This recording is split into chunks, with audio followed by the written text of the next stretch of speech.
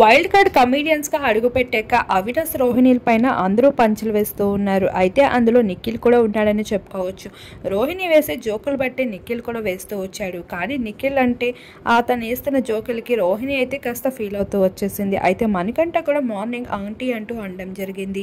పెళ్లి కావాల్సిన అమ్మాయిని అప్పుడే ఆంటీ అని అంటున్నావు, మరి నాకు చేసుకోబోయేవాడు ఫీల్ అవ్వడా అంటూ ఆ జోక్ కాస్త తిప్పుకొడుతూ కనిపించింది. కానీ ఆ విషయాలన్నిటిపై రోహిణి గట్టిగానే ఫీల్ అవుతూ ఉంది. ఇదే విషయం పైన నిఖిల్ కోసం కూడా అవినాష్తో చెప్తూ కనిపించింది. నిఖిల్ కూడా కాస్త ఎక్కువగానే జోకులు వేస్తున్నాడు. అది నాకు ఇబ్బందిగా ఉంది, ఈ విషయాన్ని నేను క్లారిటీ చేసుకుంటానని నిఖిల్కి అయితే ఈ విషయం చెప్పేసింది.